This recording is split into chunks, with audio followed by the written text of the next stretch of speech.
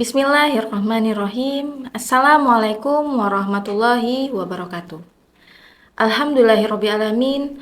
Wassalatu wassalamu ala asrofil anbiya'i wal mursalin Sayyidina wa maulana Muhammadin wa ala alihi wassahbihi ajma'in, amma ba'du. Alhamdulillahirrabbilalamin. Segala puja dan puji hanya bagi Allah, sehingga kita bisa dipertemukan di Ramadan hari ini. Salawat serta salam tak lupa kita tunjukkan kepada idola kita, suri tauladan kita, Rasulullah SAW, kepada para keluarga, sahabat dan pengikut beliau hingga yaumil qiyamah. Bagaimana sahabat kabarnya hari ini? Semoga selalu dalam keadaan sehat walafiat. Insya Allah hari ini saya akan menyampaikan sedikit tentang tuntunan khusyuk dalam sholat yang saya rangkum dari berbagai sumber. Khusyuk secara bahasa berarti tenang dan tunduk. Adapun khusyuk dalam sholat diartikan bahwa hadirnya hati, perkataan, serta anggota badan hanya kepada Allah. Sahabat yang dirahmati oleh Allah, Sayyidah Aisyah radhiyallahu anha pernah mengisahkan kisah luar biasa tentang kekhusyukan sholat salah satu sahabat Rasulullah. Dikisahkan suatu ketika Rasulullah dan pasukan tengah beristirahat di dalam perang. Rasulullah meminta 2 orang sahabatnya menjadi relawan. Pada saat itu, Abbad bin Bishr dari kalangan Ansar dan Ammar bin Yasir dari kalangan Muhajirin pun menyatakan kesediaannya. Pada saat itu, Ammar bin Yasir terjaga terlebih dahulu. Melihat Ammar bin Yasir terjaga, Abbad bin Bishr pun sholat malam. Karena kelelahan, Ammar bin Yasir pun tertidur, sehingga musuh melihat pasukan Islam dalam keadaan lemah. Musuh pun memanah Abbad bin Bishr sebanyak 3 kali dalam sholatnya.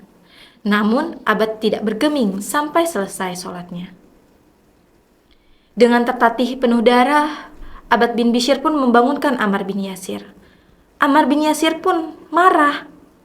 "Mengapa kau tidak membangunkanku, wahai sahabat, padahal kau terluka sangat parah?" Abbad bin Bishr pun menjawab, "Saat itu aku tengah membaca surah Al-Kahfi. Aku tidak ingin ruku sebelum menyelesaikan sholat itu.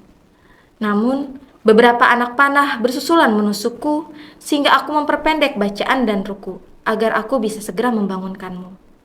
Demi Allah, andai saja aku tidak mengkhawatirkan lembah ini sebagaimana telah diperintahkan Rasulullah kepadaku, aku tidak akan menyelesaikan sholatku sebelum membaca surah Al-Kahfi sebelumnya." Sahabatku yang dirahmati oleh Allah, mendengar cerita tadi, semua dari kita akan berdecak kagum dan haru bagaimana salah satu sahabat Rasulullah begitu khusyuk dalam sholat, sehingga anak panah sekalipun tidak mampu mengurangi khusyuknya beliau dalam sholat.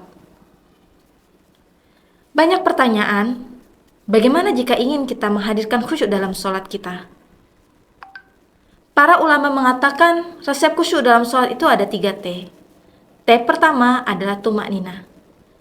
Tidak terburu-buru dalam sholat, nikmati proses ibadah sholat kita. T kedua adalah tafakur, membayangkan di depan kita ada Allah, bertemu langsung dengan pencipta alam semesta. T yang terakhir adalah tadabur, mengerti setiap ayat yang kita baca, pelan-pelan kita resapi, sehingga apa yang kita lafazkan bermakna bagi kita saat sholat.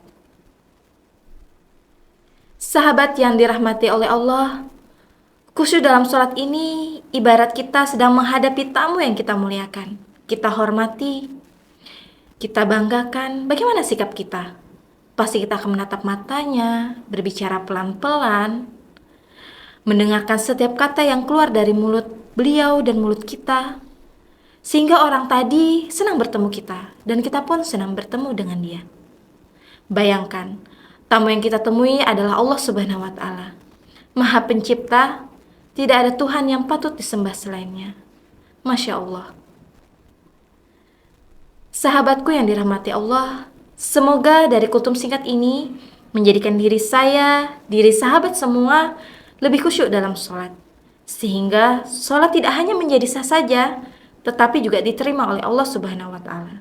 Wallahu a'lam bishawab. Jika ada yang baik datang dari Allah, jika ada yang buruk datang dari diri saya, semoga Allah dapat mempertemukan kita kembali dalam kesempatan yang lain. Saya akhiri, Wabillahi taufiq wa hidayah. Wassalamualaikum warahmatullahi wabarakatuh.